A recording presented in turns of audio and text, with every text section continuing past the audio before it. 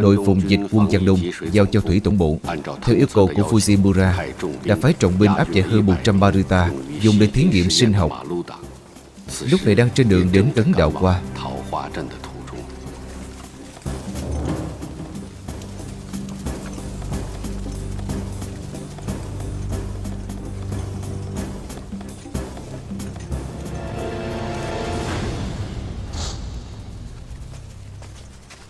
Đội trưởng, quỷ tử đến rồi. Nói các anh em chuẩn bị đánh. Đừng làm cho người dân bị thương. Đợi khi người dân tản ra mới ném lựu đạn. Rõ. Các anh em, đợi người dân tản ra mới ném lựu đạn. Rõ.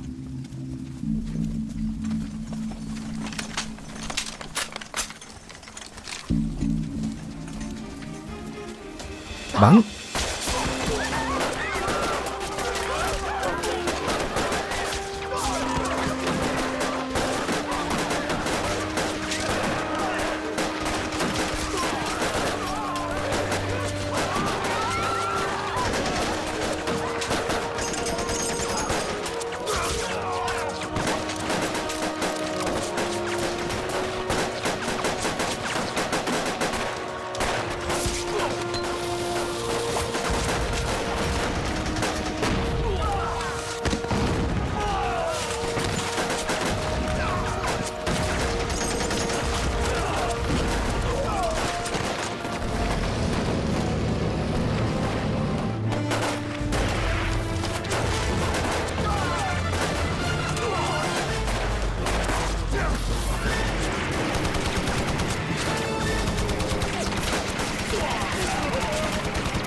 Rút.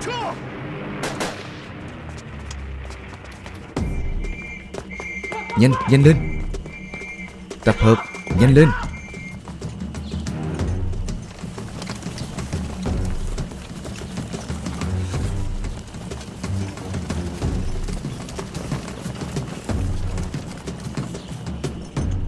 Trưởng phòng, có.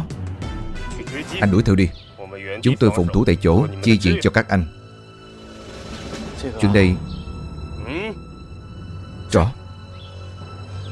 Các anh em, đi theo tôi.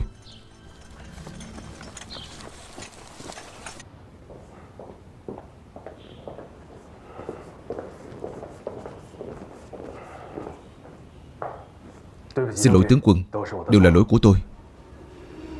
Bây giờ không phải lúc hỏi trách nhiệm.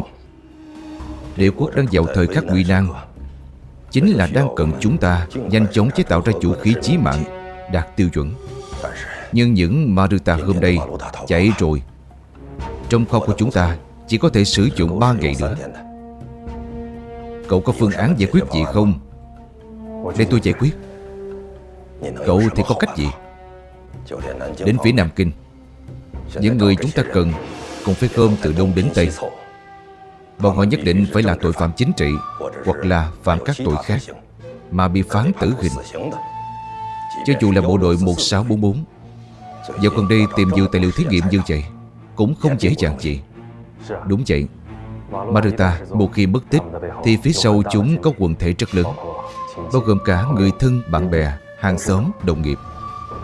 Cậu hiểu được điều này là rất tốt.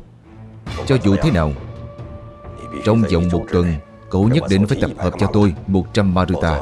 Nếu không thì cậu sẽ trở thành Maruta. Rõ. Đây cho ông.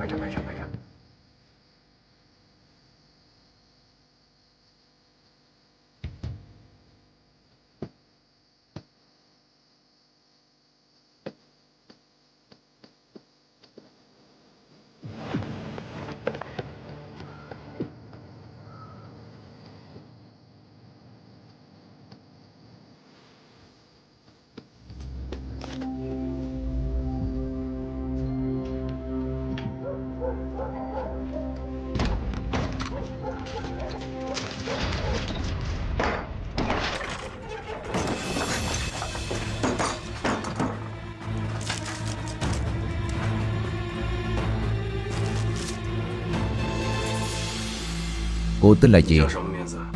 Đi không thay tên, ngồi không đổi họ. Thằng Nhật kia, tao chính là người mày muốn tìm, Lý Quy. Chồng cô đâu? Anh ấy hy sinh trong hành động trừ gian rồi. Hắn trừ khử ai? Trừ khử Hán Giang. Đồng đảng của cô là ai?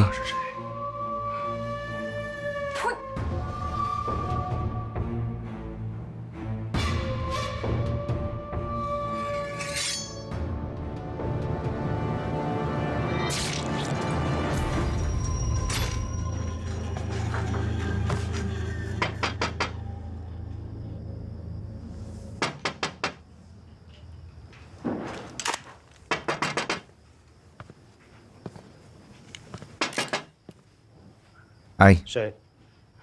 Là tôi, Lý Linh.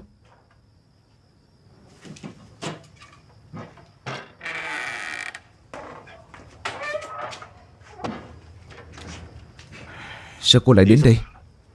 Là Kim Thâm Thủy bảo tôi đến cứu anh. Chu Bằng đã tỉnh lại rồi. Hắn bắn đứng anh rồi. Điểm liên lạc của anh đã bị bại lộ. Làm sao tôi tin cô được? Có một kẻ nằm dùng là một bà bầu. Cô ấy cũng bị bại lộ rồi.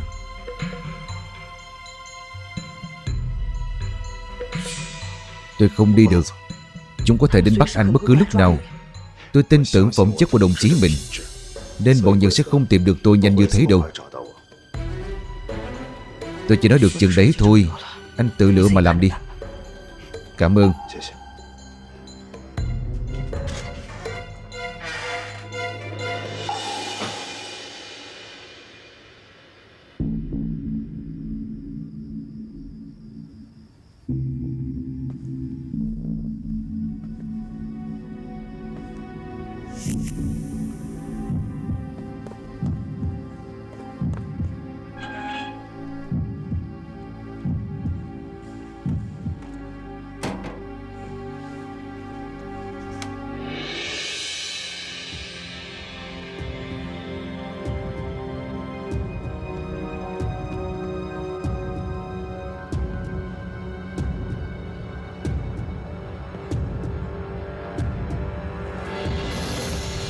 Nào, rót tiếp đi. Bên này hết rượu rồi, cạn ly.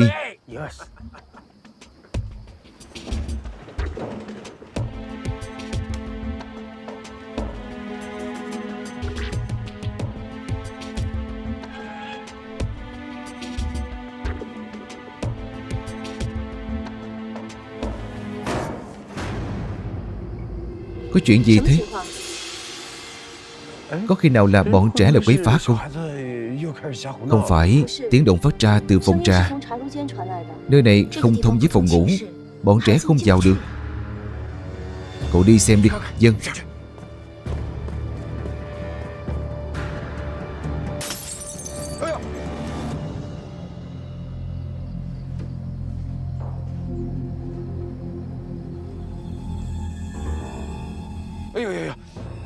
Cô xem, tôi uống nhiều quá rồi, lại làm rơi dở thế này.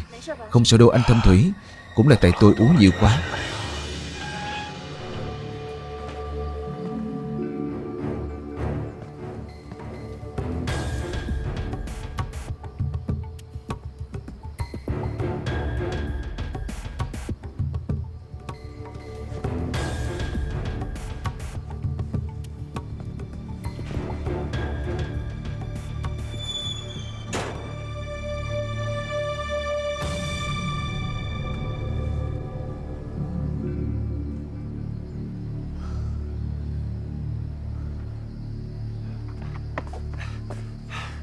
Thế nào rồi?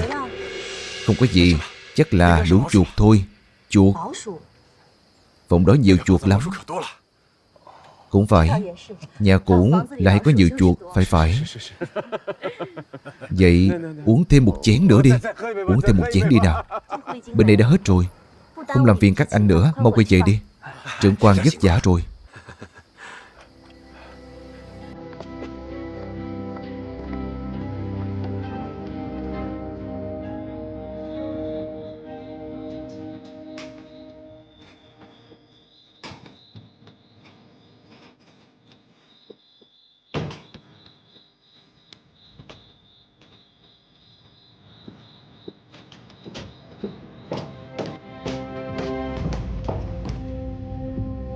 Buổi tối hôm nay thật lãng mạn. Cảm giác như một dịp lễ. Như ăn Tết vậy. 就像过节。 像是过春节一样。 Tết, 春节 đúng vậy. 对啊， Chính là ngày lễ chúc mừng sang năm mới vào mùa đông. Lúc ăn 过春 Tết, 节的时候， các nhà các hộ đều sẽ 都 đốt 会放 pháo. 鞭炮， Khỏi cần nói cũng biết náo nhiệt thế nào. 大家都不睡觉， Mọi người đều không ngủ, vừa ăn sủi cảo, vừa 约 uống 喝 rượu. 酒。有 Có 些 những 家 gia 庭 đình còn che 还 mặt 会 trượt 打一 cả 宿 đêm. 麻将。 Cô Shizuko chưa từng ăn Tết 没 sao? 有过过春节吗？ Chưa. 没有。 Tôi đến đây còn chưa đến 1 năm. Nhưng năm nay tôi muốn được đón Tết. Ở trấn Đào 头 Hoa 阵 chắc sẽ 应 không 该 đón 不会 Tết 过 đâu. 春节吧？ Cũng phải, 也对， không sao. 没事儿， Ngày lễ của 我 Nhật 们日 Bản 本的 chúng 节 tôi 日 cũng thú vị 是 lắm. 很有趣的。 Lúc nhỏ anh Tâm Tuệ đón 小 Tết, 时候过节 ở 的 bên 时 người 候， nhà 一家人 cũng 在 náo 一 nhiệt lắm 起， phải không? 是不是也很热闹啊？ Đương nhiên, 当然， sao chưa từng nghe 怎么没 anh 有 kể 听 về 你 người 提起 nhà 过家 vậy? 人呢？你的家 Người 人 nhà 都 của 在 anh sống ở đâu? Người 家 nhà. 人。 Thôi, 算了， chẳng có gì đáng 没 kể 什么 đâu. 好听。 Không còn sớm nữa. Cô Shizuko, tôi phải về rồi. 是 Anh 是 Tâm 去 Thủy, có phải tôi vừa nói sai rồi không? Không 没 đâu, 有没有， tôi chỉ cảm 我 thấy 只是 hơi 觉得 buồn 自 ngủ 己有 thôi. 点困了。 Hơn nữa,再说, nếu cô Shizuko如果镜子 còn 小姐 không đi 再不 nghỉ 休息的话， là ngày mai không có tinh 明 thần 天就 gì 没有 đâu. 精神。 Cũng được. 也好。 Vậy ngày mai anh có đến nữa không? Để xem nào. 情况吧。 Nếu 如 như 果 ngày mai không có 没什 việc 么事 gì, 儿的话， tôi lại đến tìm 我 cô. 来找你。 Quân tử 一言 nhất 为 ngôn. 定。 Để tôi tiễn anh nhé. Không cần đâu. Cô 镜子 Shizuko, 小姐， cứ ra ra vào 真 vào. 的 Ngồi dở để cảm lạnh thì 那 không 可 hay 就不 đâu. 好了。 Vậy được. 那好， Ngủ ngon. 晚安。 Ngủ ngon. 晚安。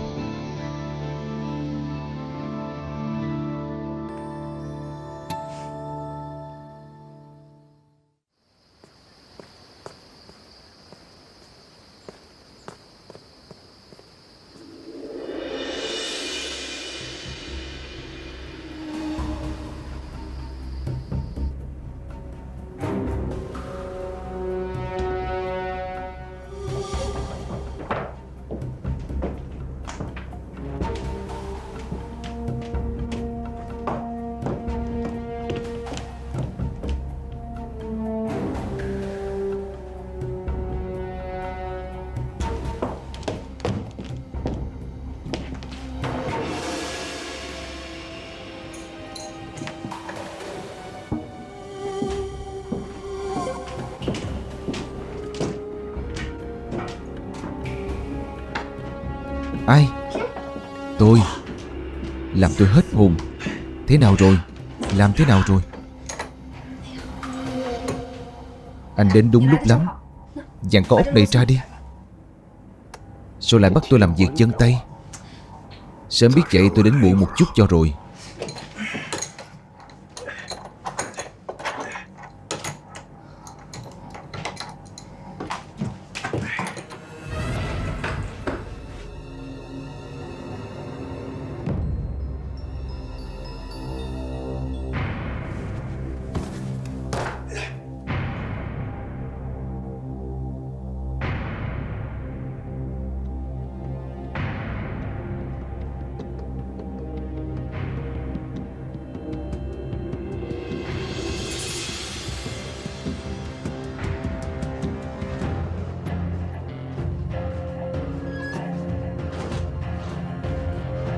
Đứng lại.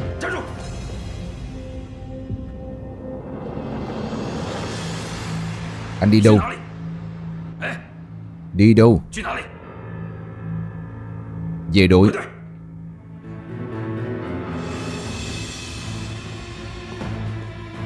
Đi.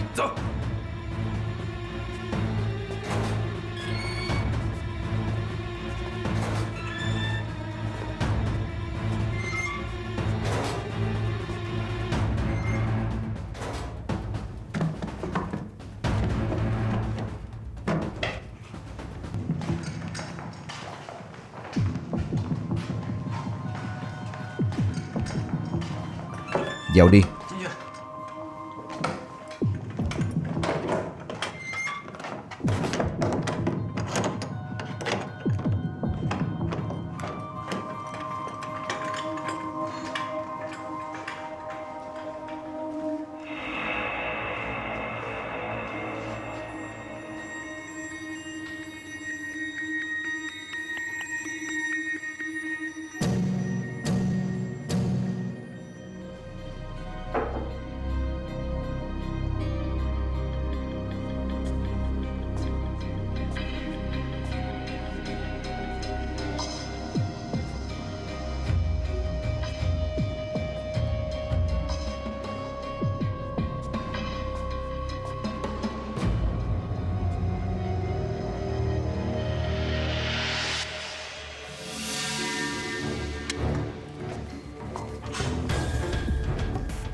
Cân nặng 71.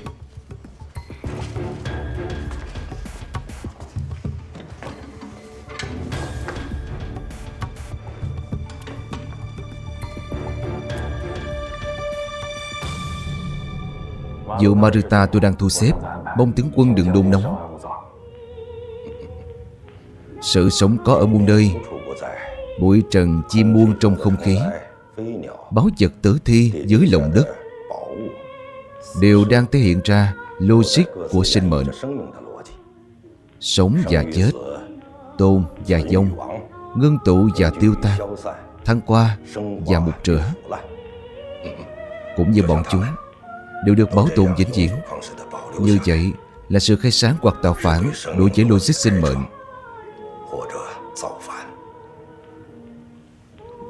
Tôi trân trọng những món đồ vật cũ này. Chính là ở điểm này, làm ngơ logic vốn có của sinh mệnh. Sự nghiệp nghiên cứu cơ thể người của tướng quân quá giàu công tích, cũng rất am hiểu về đồ cổ Trung Quốc, khâm phục. Không cần định hót tôi. Uống trà đi.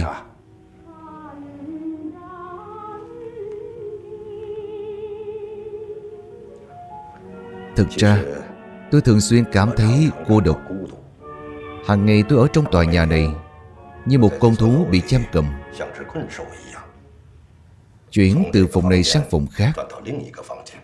Nếu không chỉ lòng mang chí ân, mang theo lý tưởng vĩ đại để dân tộc đại hòa hưng thịnh vĩnh cửu, tôi nghĩ không một ai sẽ chịu đựng nổi giày trò này. Tôi hỏi cậu, chúng ta đến đây nghiên cứu y học, mục đích là gì? Để hoàng quân trên chiến trường Trung Quốc và cả chiến trường Thái Bình Dương giành nhiều thắng lợi hơn. Đúng thế, nhưng chưa đủ. Cậu có từng nghĩ không? Nghiên cứu y học chúng ta đang làm là chủ nghĩa nhân đạo chân chính. Chúng ta không chỉ nắm được phương pháp lan truyền vi khuẩn dịch hạch, mà còn nghiên cứu ra phát sinh dịch hạch cao cấp hơn. Những điều này không chỉ tạo phúc cho quân dân lúc này, mà đợi đến niên đại hòa bình, cả khối thịnh vượng chung Đại Đông đều sẽ được tận hưởng.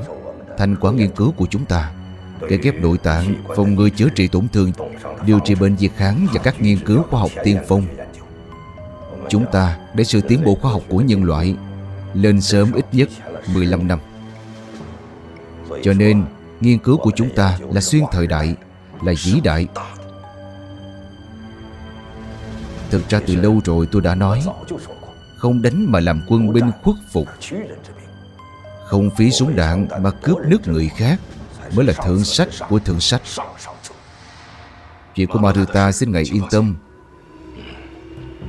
Cậu tính làm thế nào?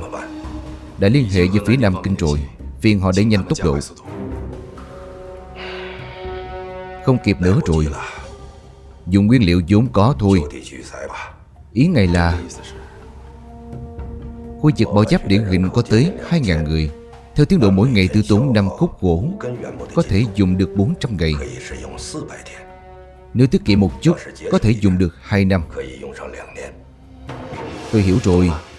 Nhưng mà toàn bộ người ở trấn Đào Hoa đều có trong hộ tịch. Một khi có thêm một người hay bớt đi một người Trước hết bảo trưởng, giáp trưởng đều sẽ căng thẳng. Chúng ta buộc phải bịa một lý do hợp lý mới được. Đồ mù cậu chịu khó suy nghĩ đi. Pha trà không phải sở trường của cậu, nhưng chuyện này chắc chắn là sở trường của cậu. Hay là thế này, mỗi giáp cho ra một người đi Nhật du học.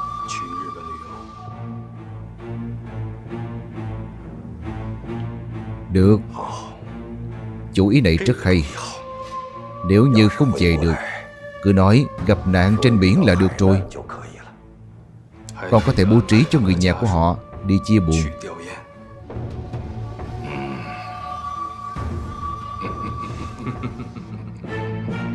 Có ai không? Có thể cho tôi ít đồ ăn không? Có thể cho thêm ít đồ ăn không? Tôi đói rồi. Có ai không? Gạo gì mà gạo? Này, cầm lấy đi. Cảm ơn.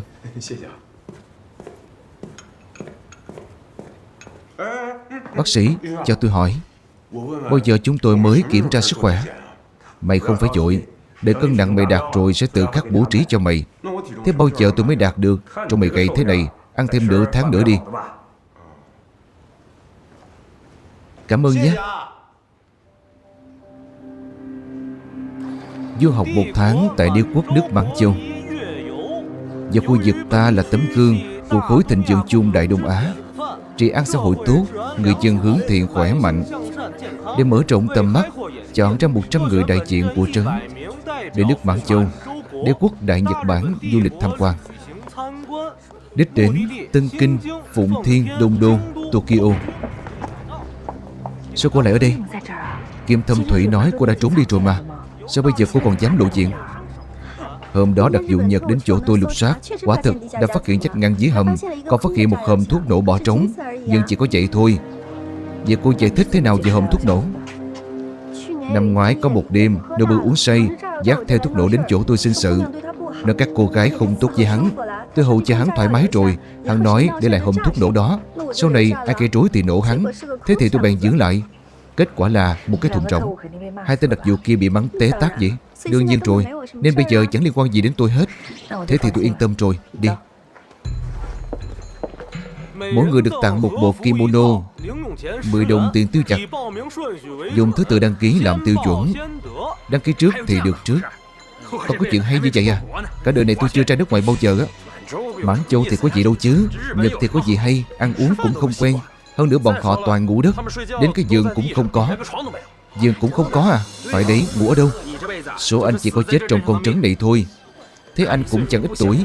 Nam Kinh cũng chưa bao giờ đến. Tôi cho anh biết, khoai tây và quả đậu ở Mãn Châu ngon lắm đấy. Cả gà hầm nấm nữa.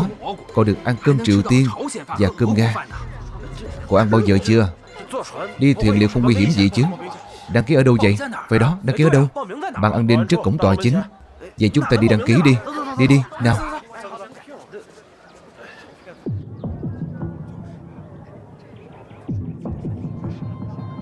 Nào nào, tôi nói với mọi người một chút. Nào nào nào. Lần này chúng ta sẽ đi tàu đến Lữ Thuận trước. Sau khi đến Lữ Thuận, chúng ta sẽ đi thuyền Anh Hoàng đi sang Nhật. Mọi người yên tâm, chuyến đi lần này nhất định sẽ rất vui. Có bị xây thuyền không? Phải đấy, làm sao xây thuyền được? Tôi nói cho mọi người nghe, thuyền Anh Hoàng này to lắm, địa dữ lắm. Mọi người thấy tờ giấy trên tay tôi chứ? Lát nữa tôi phát cho mỗi người một tờ. Sau khi về nhà, điền vào cẩn thận. Điền xong thì đến bệnh viện kiểm tra sức khỏe. Sau khi kiểm tra sức khỏe thành công là mọi người có thể sang Nhật rồi. Cho tôi với. Tôi nữa, tôi một tờ. Đừng có tranh giành, điền cẩn thận vào. Đừng có điền sai, phải điền cẩn thận vào. Tôi muốn đi sang Nhật.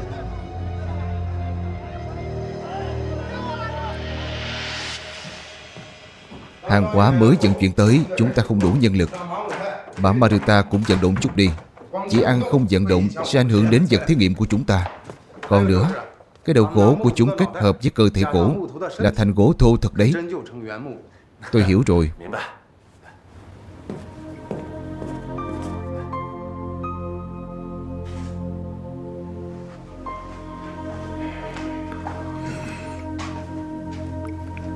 Người anh em, anh xem, có chuyện này anh có thể... Anh có chuyện gì à? Đã vào đây thì đừng hòng trở ra. Như thế thì còn có chuyện gì được. Tôi biết. Anh biết. Anh có thể giúp tôi dụ chúng đi không? Tôi vẫn muốn sống thêm vài ngày đó. Nếu tôi mà giúp anh thì sẽ bị xử tử ngay. Giai đoạn trước khi chết là khó chịu nhất. Đó mới thực sự là sống không bằng chết. Tôi biết. Thế này đi, nếu như anh giúp tôi được chuyện này, tôi có thể cho người nhà của anh 10 thỏi vàng. Người nhà của tôi đều bị Nhật giết hết rồi. Một thân một mình, lấy vàng của anh cũng chẳng để làm gì. Người anh em, nếu như anh tin lời tôi nói thật cho anh biết vậy. Người nhà của tôi cũng bị bọn Nhật giết hết rồi. Nếu anh có thể giúp tôi dụ chúng đi, tôi ra ngoài nhất định sẽ trở về cứu anh. Cứu tôi thì khỏi đi. Người anh em, thế anh đó có vẻ giống thật. Chúng ta cũng tính là hoạn nạn có nhau. Tôi tên là Đại Lưu, người Thẩm Dương Đông Bắc. Ra đây, ra đây. Ra đây làm việc hết đi. Ra đây đi. Ra làm việc đi. Mở hết cửa ra đi.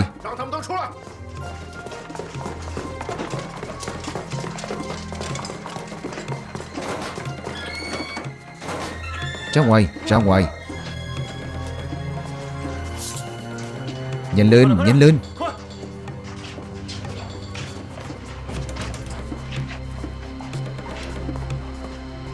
Tất cả nghe cho rõ đây. Tối nay đứng lại. Không được chạy.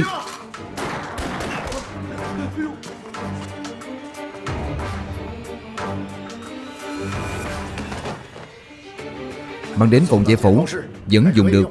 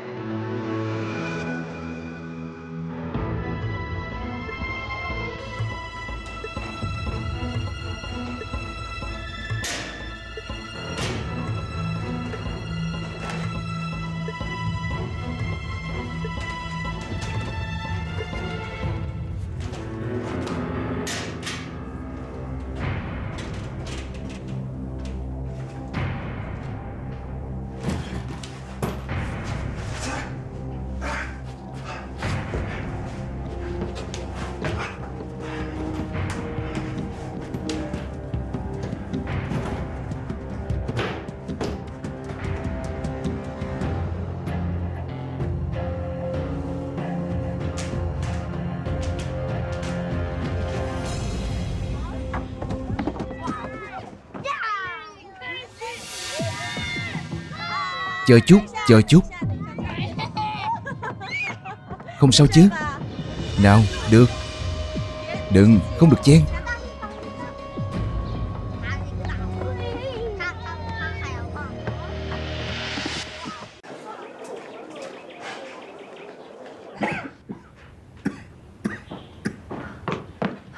Kim Thâm Thủy à, cuối cùng anh cũng về.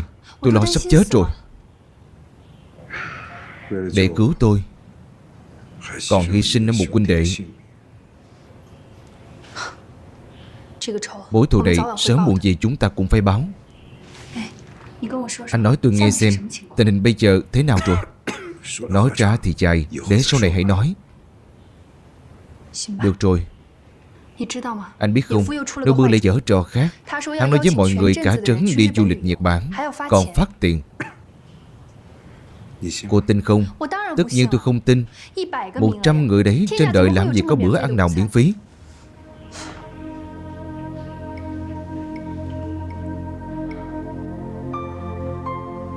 Thực ra đây chính là 100 vật thí nghiệm, 100 tấm vé đến thẳng địa ngục. Chúng ta bắt buộc phải ngăn cản hắn. Nhưng tôi sợ không kịp rồi. Bây giờ có rất nhiều người đang điền bản đăng ký.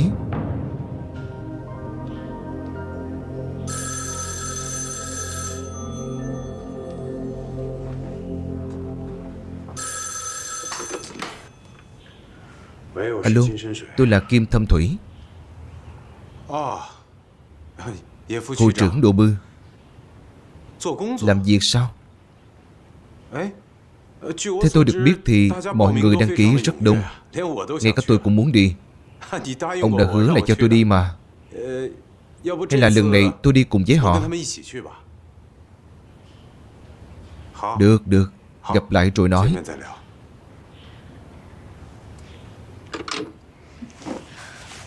Hắn nói gì? Hắn nói có một nửa số người sau khi nhận đồ rồi, bây giờ lại bắt đầu hối hận, muốn tôi đi thuyết phục, làm công tác tâm lý với mọi người. Vậy anh phải đi khuyên mọi người đừng đi. Đại tiểu thư của tôi sao thế? Nếu tôi khuyên họ đừng đi thì họ khẳng định sẽ chết. Nếu tôi khuyên họ đi thì bắt buộc phải nghĩ ra một cách hay, thì mới có một tia hy vọng sống. Bây giờ tôi tiến thoái lưỡng nan. Tôi nói này, chuyện này tôi phải phê bình mọi người. Làm người thật không phúc hậu. Nói thích kimono cũng nhận kimono rồi, mà bây giờ nói là không đi. Không đi cũng được. Được, mọi người dày giặt sạch kimono cho tôi, rồi lại mang đến đây. Anh thử nói xem, đi du lịch Nhật Bản tốt tới mức nào? Ăn ngon, uống ngon. Nếu không phải tôi phải ở bệnh viện khám bệnh thì tôi sớm đã đi rồi. Được rồi, mọi người không muốn đi thì thôi, tôi tự dẫn người đi được không? Tôi tự ra nước ngoài để mở rộng tầm mắt. Đừng, Kim tiên sinh, chúng tôi dẫn đi mà. Chỉ là bản đăng ký vừa nãy của chúng tôi, tuyệt đối đừng có bỏ nha. Phải, đừng nghĩ bỏ, chúng tôi dẫn đi. Tôi không có cái quyền này. Quyền quyết định nằm ở mọi người. Mọi người tự nghĩ đi. Đừng, Kim tiên sinh, chúng tôi dẫn đi mà. Bộ đồ này chúng tôi dẫn lấy. Tiền đi du lịch tuyệt đối đừng thiếu đấy. Chuyện đó mọi người ra nước ngoài du lịch là chuyện tốt. Chúng ta về chuẩn bị. Đi. Đi du lịch thôi.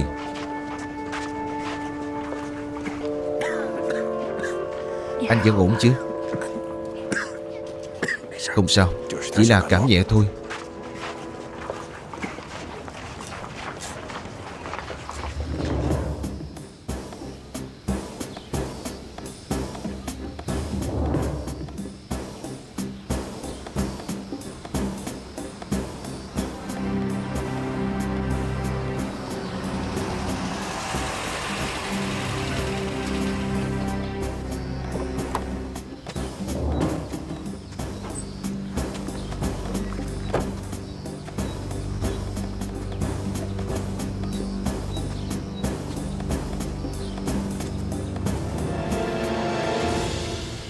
Trung tá, chỉ đội tăng cường Yoshiko đợi lệnh. Đội du kích của Đảng Cộng sản hoạt động hung hăng. Quan tư lệnh cử mọi người đến đây thì lần này chúng tôi yên tâm rồi. Chúng tôi nhất định sẽ hoàn thành nhiệm vụ. Bộ tư lệnh đã phái thêm người cho chúng ta, còn tăng thêm một khẩu súng cơ hạng nặng và một súng bắn lựu đạn. Cho dù đội du kích nhiều tới mấy thì cũng không thành vấn đề. Xin ngài cứ yên tâm, không thể mất cảnh giác. Số súng cơ mới cấp, một nửa dùng để phòng không, vì nơi này là phạm vi thế lực của không quân quốc dân đảng. Còn nữa, nhất định phải tăng cường kiểm tra. Phạm là người đi qua không có giấy tờ, không nói rõ được hướng đi thì bắt giữ toàn bộ, trực tiếp giao cho đội hiển binh khu vực bảo giáp điển hình giam giữ. Rõ.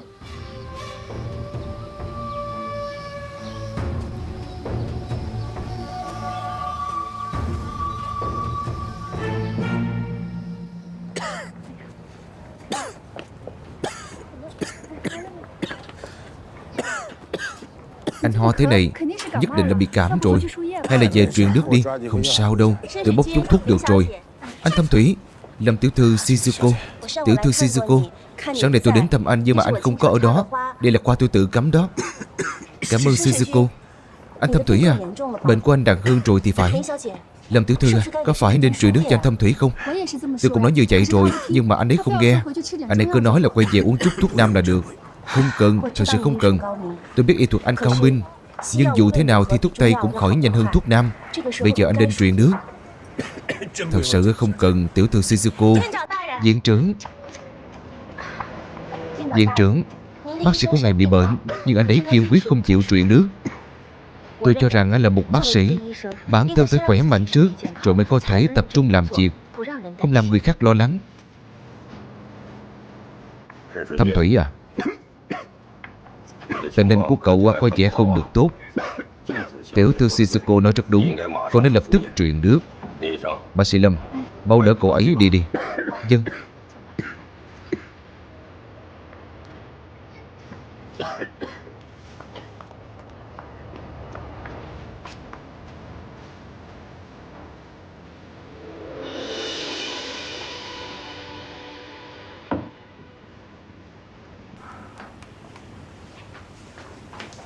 Ba mươi 38 độ rưỡi.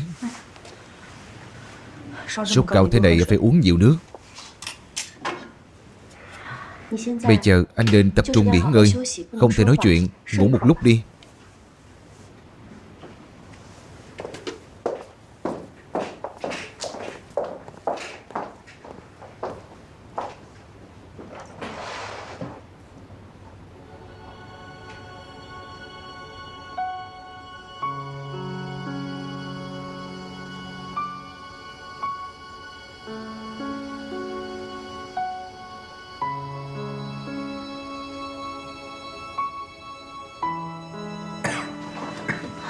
Anh tỉnh rồi sao? Cảm thấy thế nào? Sao cô còn ở đây?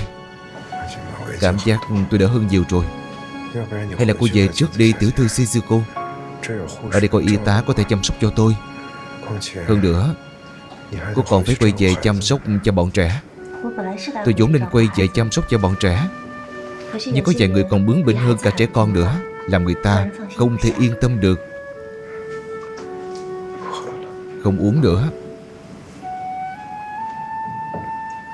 Cô về đi. Yên tâm, tôi sẽ chăm sóc tốt cho bản thân. Vậy anh phải hứa với tôi, nhất định phải đợi khỏi bệnh rồi mới được xuất viện, được không? Được, tôi hứa với cô.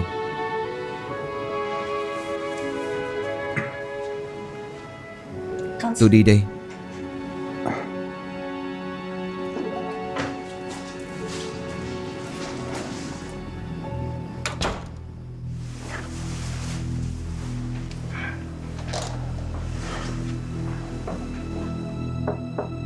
Đến rồi.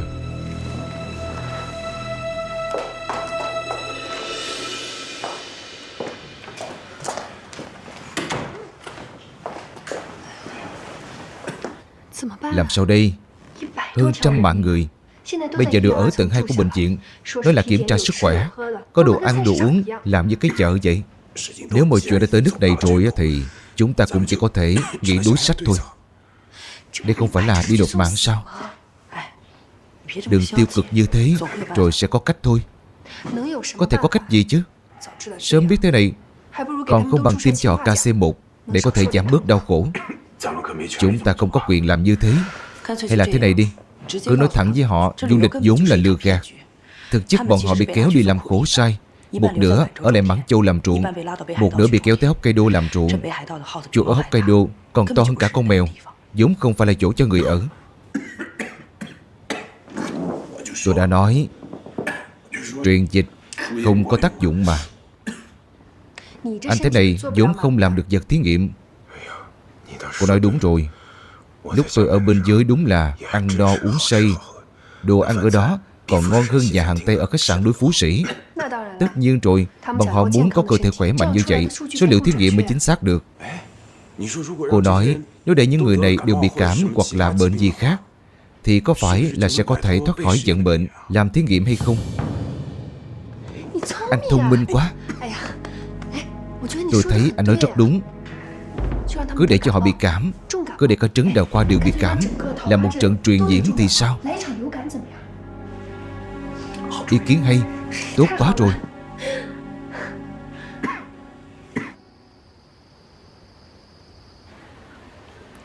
Nhiệt độ bình thường. Anh biết không, nghe nói chuyện ra nước ngoài hình như là giả đó. Tôi nghĩ sao lại có chuyện tốt như vậy. Lát nữa anh nói với mọi người một tiếng, tuyệt đối đừng có mắc bẫy. Đừng nói với mọi người là tôi nói đấy. Yên tâm đi, tôi biết rồi. Để tốt cho mọi người, anh nhất định phải nói đấy.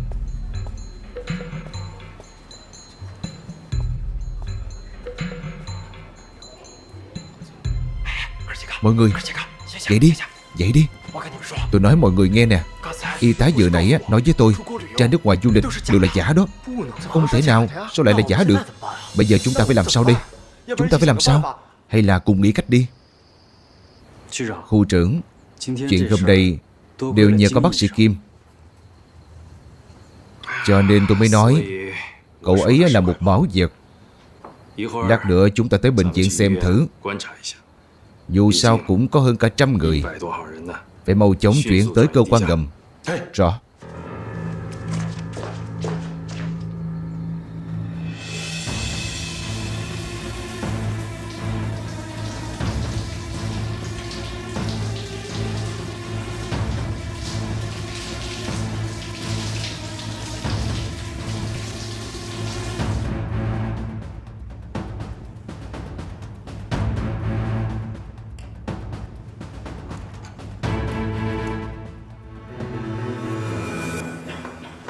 độ. 38 độ rưỡi. 39 độ 1.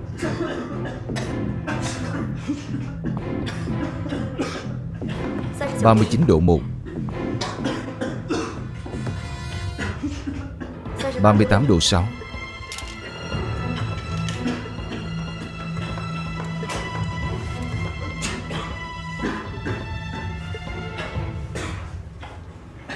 38 độ 7. Được rồi, đừng có đọc nữa. Làm bừa.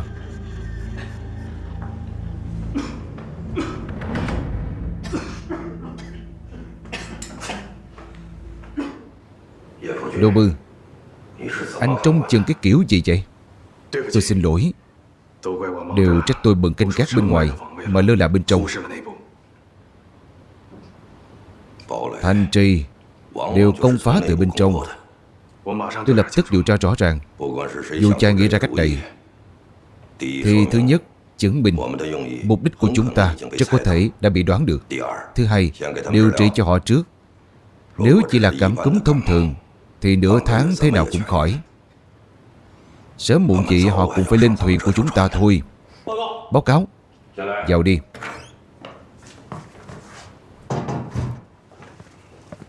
Chúng tôi đã điều tra rõ ràng. Trong tên trên trấn đều có âm ca. Chúng tôi nghi ngờ lão ca mà chu Bằng nói thực ra là lão Cách, đặc vụ được nhắc tới trong điện báo mà chúng ta lấy được. Chúng tôi xin lệnh truy bắt.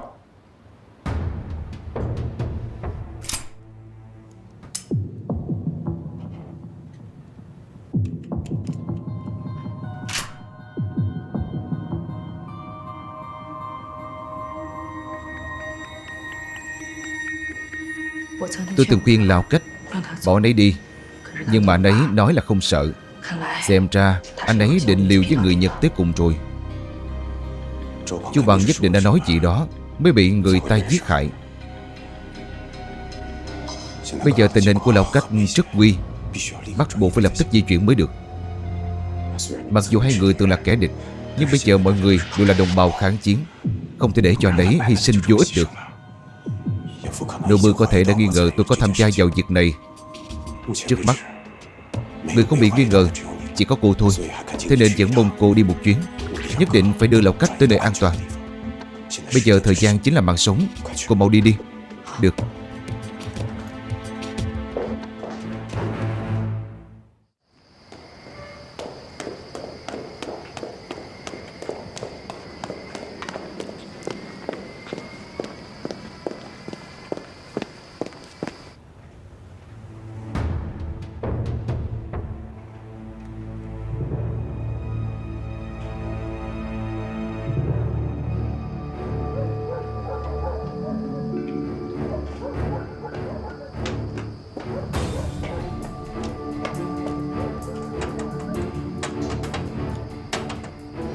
Là tôi, Lý Linh đây.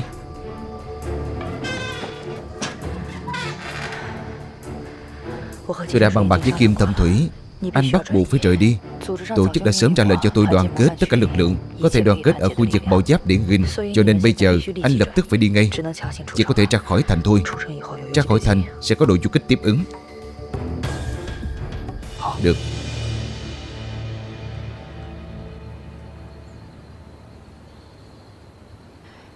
Anh có biết không, trước đây ở nhà tôi, bố và các anh của tôi đều là phản cộng. Lúc đó sẽ có rất nhiều chú tới nhà làm khách. Thực ra họ là người của Đảng Cộng sản, nhưng họ chưa từng ở nhà nhắc tới tín ngưỡng của họ, bởi vì họ biết bố tôi không thích. Nhưng tôi luôn có cảm nhận được rằng họ khác với người bình thường. Đặc biệt là khi họ nhìn anh, khi họ nói chuyện với anh sẽ cảm thấy cảm giác đó đáng để tin tưởng. Thực ra tôi cũng từng nghe rất nhiều lời đồn không tốt về Đảng Cộng sản. Chẳng hạn như nói họ cộng sản, cộng thê, nói họ khát máu, nói họ là một đám người vô tình vô nghĩa. Thực ra chẳng hiểu gì hết. Thế nhưng có những người đã thay đổi ấn tượng xấu của họ về tôi. Bây giờ tôi thấy chỉ có người của Đảng Cộng sản mới là người đáng để kính phục nhất trên thế giới này. Thâm Thủy, anh không thấy rằng Lý Linh chính là người như thế sao? Mặc dù cô ấy không nổi bật trong đám đông, nhưng khi cô ấy nhìn chúng ta, khi cô ấy nói chuyện với chúng ta, đều rất thẳng thắn dứt khoát. Cô ấy phân tích mọi việc đều rành mạch rõ ràng. Cô ấy rất có logic, quyết không lằng nhằng. Nói chung, khi cô ấy muốn làm một việc gì đó, chúng ta đều bất giác bị cô ấy lôi cuốn. Cô ấy có sức hấp dẫn đặc biệt. Tôi thấy hình như chúng ta đều đã bị cô ấy dung qua. Anh nói có phải không?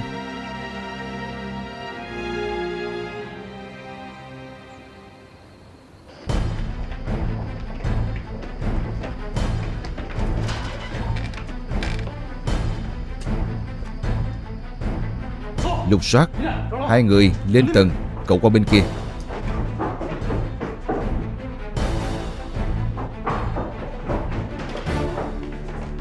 Báo cáo không có ai. Báo cáo không có ai.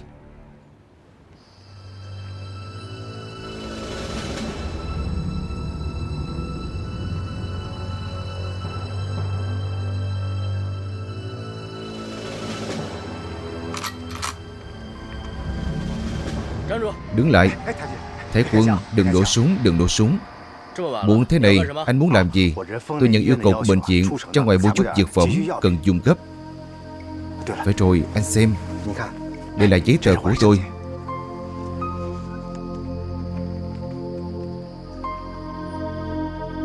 Đêm khuya ra ngoài cần có giấy thông hành đặc biệt của đội chiến binh.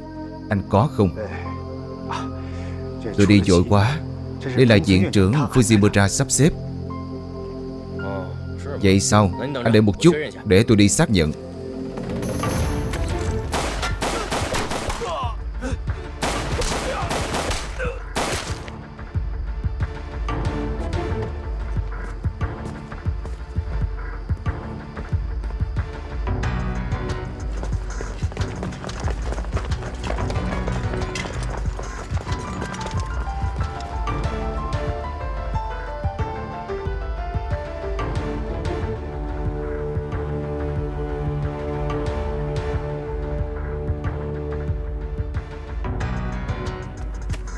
Hàng loạt chuyện kỳ lạ xảy ra ở bệnh viện, khiến Fujimura nảy sinh nghi ngờ với người trong bệnh viện, đặc biệt là Kim Thâm Thủy đang ở bệnh viện.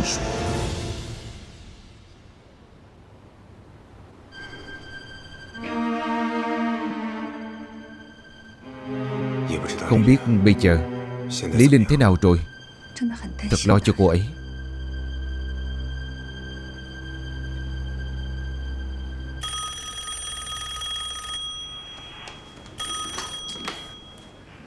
Alo, xin chào.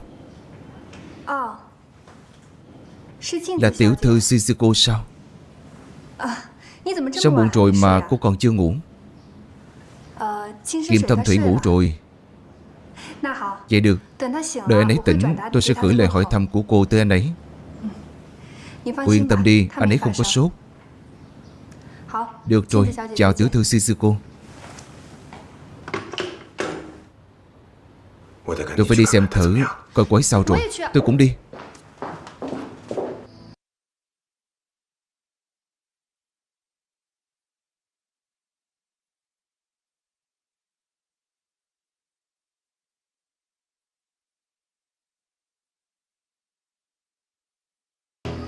Lý Linh, cô đã về rồi.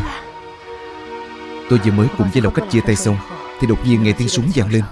Cũng không biết anh ấy có thoát ra ngoài thành công hay không nữa. Không nói chuyện đó nữa, cô có thể trở về là tốt quá rồi.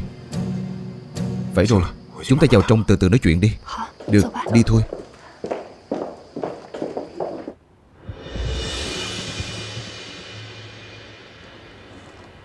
Tất cả đều đã chuẩn bị sẵn sàng, chỉ đợi mệnh lệnh của anh. Anh định xử lý Kim Thâm Thủy thế nào? Bắt làm vật thí nghiệm? Không được. Người này vẫn còn giá trị lợi dụng với đế quốc. Vậy chuyển cậu ấy tới phòng riêng được không? Hành động phải cẩn thận, đừng tác động tới cậu ấy.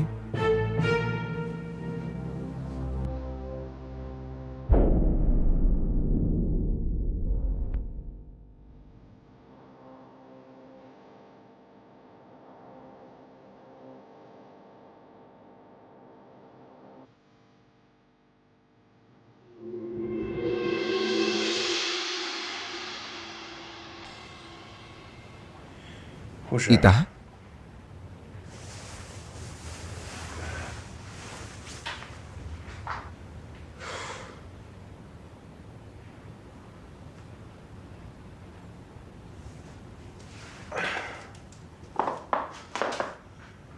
y tá.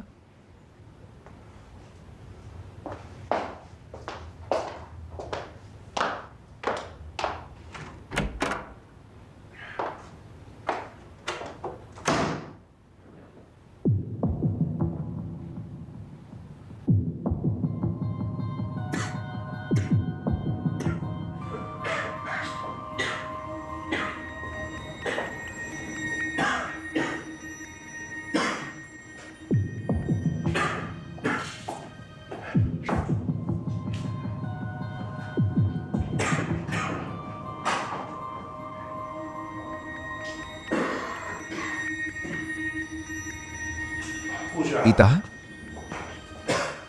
y tá. Bác sĩ Kim, sao anh lại ở đây? Đau chút nào chưa? Tôi làm sao vậy? Những người khác đâu rồi? Anh sốt cao đã hôn mê một ngày một đêm. Bọn họ đều đi du lịch cả rồi. Du lịch sao? Bác sĩ Kim à, mau quay về nghỉ ngơi đi.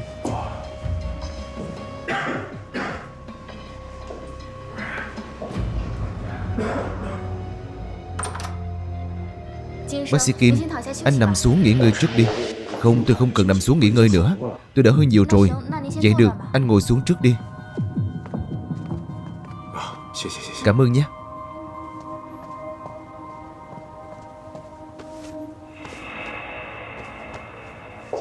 Bác sĩ Kim, đỡ hơn chút nào chưa? Tôi thấy mình đã khỏi hẳn rồi.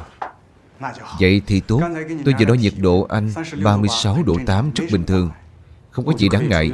Vậy tôi có thể xuất viện rồi chứ? Không được. Tôi bắt buộc phải xin phép lãnh đạo cấp trên rồi anh mới có thể ra viện.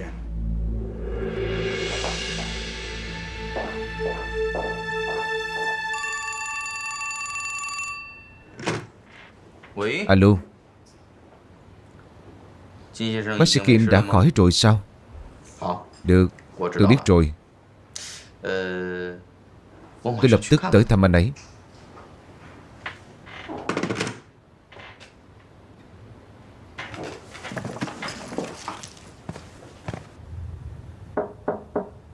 Vào đi. Bác sĩ Kim, ngồi đi, ngồi đi. Tôi đặc biệt mang chút quà quả tới cho anh. Ngồi đi. Cảm ơn. Sao? Đỡ hơn nhiều rồi chưa? Không có gì đáng ngại. Chỉ là bị cảm sốt cao thôi. Chẳng có gì ghê gớm. Chẳng có gì ghê gớm mà nằm một ngày một đêm sao? Một ngày một đêm hả? Tôi đã nằm một ngày một đêm sao? Anh không nhớ sao? Tối hôm trước anh sốt cao 41 độ. May mà bây giờ đã có penicillin. Nếu không mất anh là tổn thất lớn cỡ nào với trấn Đào Hoa chứ.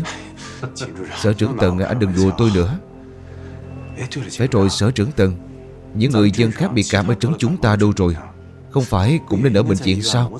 Sao tôi không nhìn thấy ai hết vậy? Nếu không thì sao nói anh xui xẻo chứ?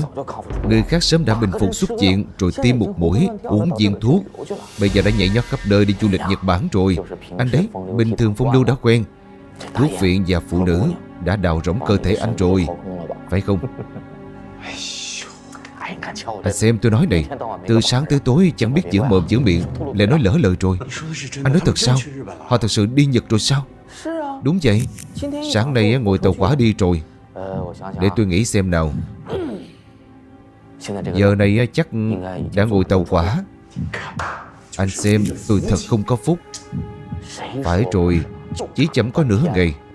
Thấy anh đã khỏe thì tôi cũng yên tâm rồi. Chỗ tôi còn có việc khác nữa. Tôi đi trước đây. Được. Tôi cũng chuẩn bị xuất viện đây. Được. Anh xem tôi làm lỡ hết việc. Nghỉ ngơi thêm một ngày nữa đi.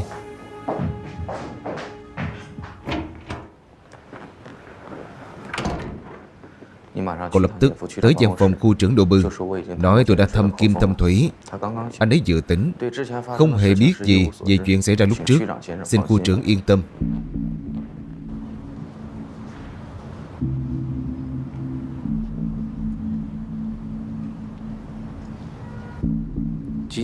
Kim Thâm Thủy hôn mê một ngày một đêm. Khi tỉnh lại, phát hiện bệnh viện chẳng còn một ai. Trong lòng Kim Thâm Thủy có linh cảm không lành.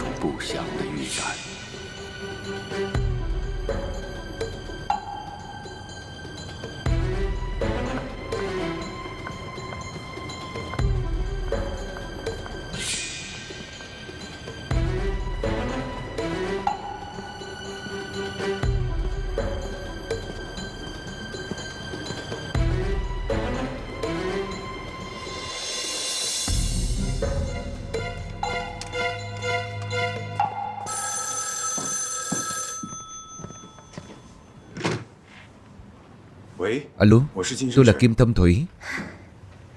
Nghe tin anh Thâm Thủy xuất viện, quả là đáng vui mừng. Tiểu thư Shizuko, buổi tối chúng ta cùng ăn cơm đi. Để lần sau đi, tôi thấy chừng hơi mệt. Nhưng hôm nay tôi đặc biệt dậy sớm đi chợ, đã mua cá thu, đặc biệt làm sushi cá thu mà anh thích ăn đấy. Chỉ đợi anh xuất viện thôi. Vậy được rồi, có thể ăn cơm cùng với người đẹp, dù sao cũng không mệt. Vậy cô xem chúng ta gặp nhau ở đâu? Nếu là tôi hỏi thăm anh thì để tôi đến Nhất Thị Đường. Vậy cung kính không bằng tuân lệnh. Lát nữa gặp cô nhé. Lát nữa gặp.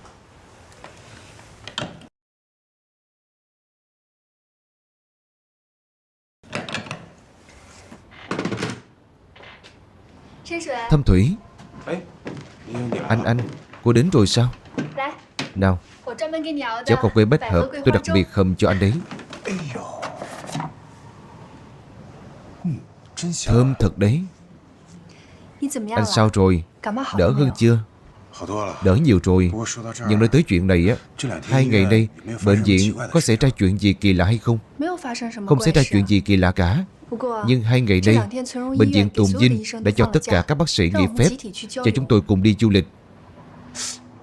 Cô biết không, tôi đã hôn mê 1 ngày 1 đêm. Chuyện này trước đây vốn không hề xảy ra. 1 ngày 1 đêm sao? Bị cảm không tới mức đó chứ. Tôi thấy chuyện này có chút kỳ lạ. Tôi cũng nghĩ là chắc không phải vì bị cảm.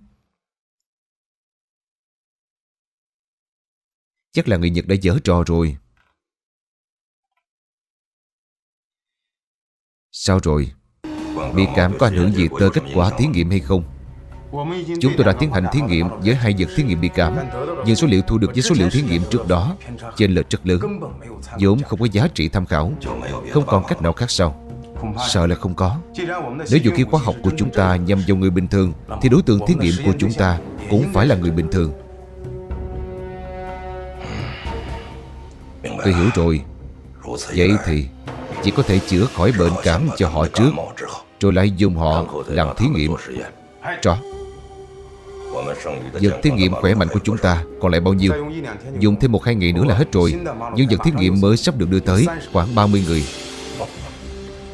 Tốt lắm.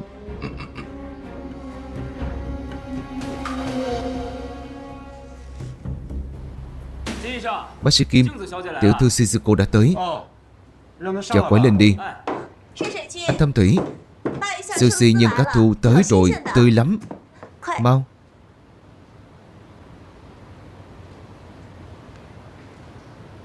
Xin lỗi, tôi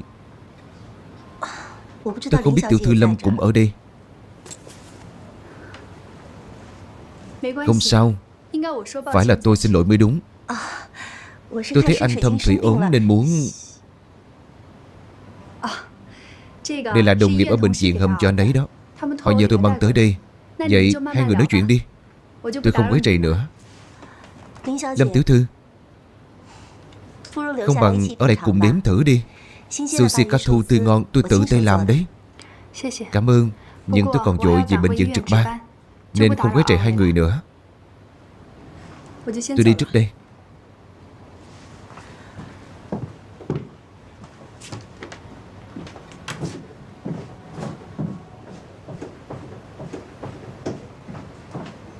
Có phải tôi tới không đúng lúc rồi không? Tiểu thư Shizuko nói gì vậy? Sao có thể nói là tới không đúng lúc chứ? 2 ngày nay tôi đều không ăn cơm tử tế, sắp chết đói rồi. Nào, mời cô ngồi.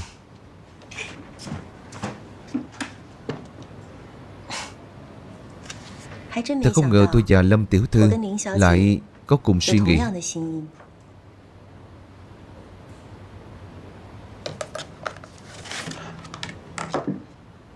Nào, mau nếm thử đi. Sushi này ngon thật đấy. Ai có thể lấy được tiểu thư Shizuko đúng là phúc tu từ kiếp trước. Anh Thâm Thủy nói đùa rồi. Tôi đâu tốt bằng Lâm tiểu thư. Sao tôi nghe cô ghen sao? Sao thế được? Nhưng anh Thâm Thủy có từng nghĩ tới Lâm tiểu thư thích anh. Nếu tiểu thư thích anh, tôi cũng không ghét anh. Nếu nhất định bắt anh chọn một người để kết hôn, thì anh Thâm Thủy sẽ chọn ai?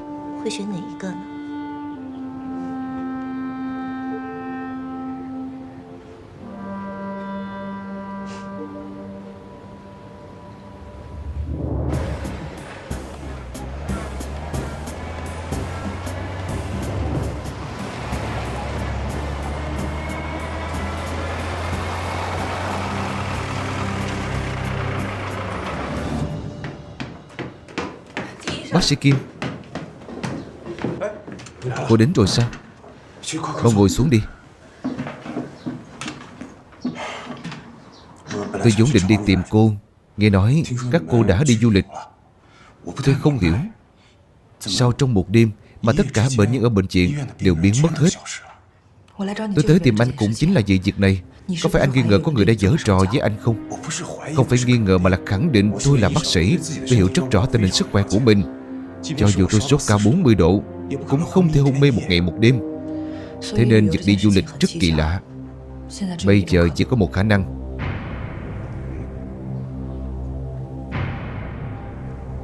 Ý cô là Fushimura thực sự đã bắt họ đi làm vật thí nghiệm rồi.